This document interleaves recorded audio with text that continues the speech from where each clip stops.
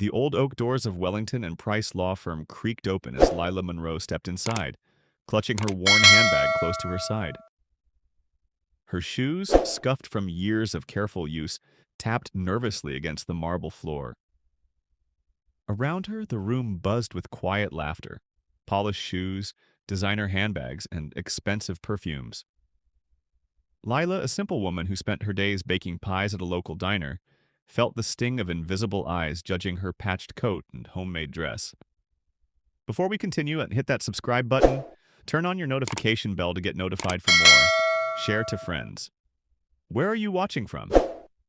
Please tell us in the comments. We love seeing how far our story goes. "Can I help you, ma'am?" sneered a thin man in a crisp navy suit, glancing her up and down like she was dirt under his shoe. "I'm here for Mr. Harrington's will reading," Lila said softly, her voice almost swallowed by the large room. A group near the front, all dressed in black with designer labels glaring like badges of honor, turned to look at her. A blonde woman with sharp red nails smirked and whispered loudly, "Must be the help. Lost her way." Snickers echoed around the room. Lila lowered her gaze but held her ground. She had known Mr. Harrington in a way none of them ever had. While they showed up at Christmas for gifts, Lila had been the one checking on him during lonely nights, bringing soup when he was sick, reading aloud when arthritis stiffened his fingers. The lawyer, Mr. Price, called for everyone's attention. "Please be seated. We are here for the reading of Charles Harrington's last will and testament." As everyone settled into leather chairs, Lila took the only empty spot in the corner, far away from the ornate table where Harrington's supposed family and friends clustered together like a pack of wolves. Mr. Price cleared his throat and began reading. "To my beloved niece, Veronica Harrington, I leave my collection of fine art." Veronica flipped her hair, flashing a smug smile toward Lila. "Valued at approximately $2,000. Gasps filled the room. Veronica's smile froze. "To my trusted golf partner, Roger Thompson, I leave my antique golf clubs."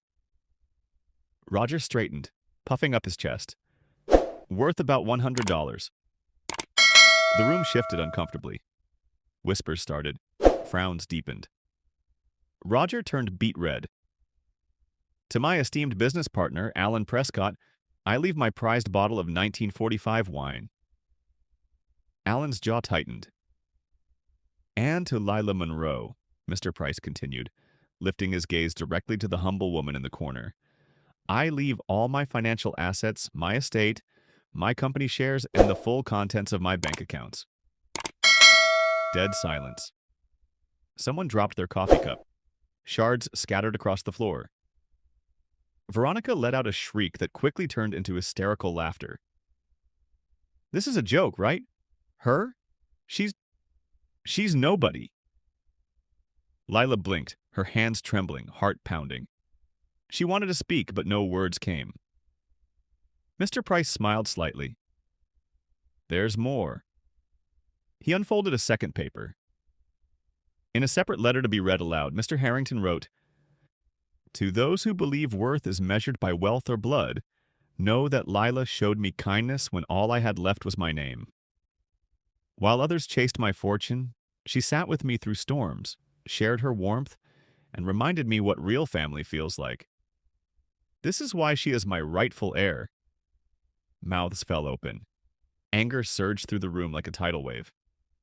Veronica lunged forward, pounding her fists on the table. "You can't do this. You manipulated him." Security guards appeared from the hallway, standing firmly between Lila and the snarling group.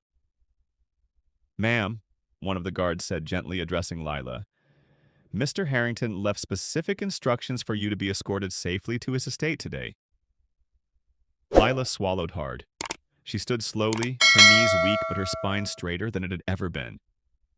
As she walked out, whispers followed her like smoke. Some cursed, others cried. None reached out to stop her. Outside, a sleek black car waited. A chauffeur tipped his hat. "Miss Monroe?" "Right this way."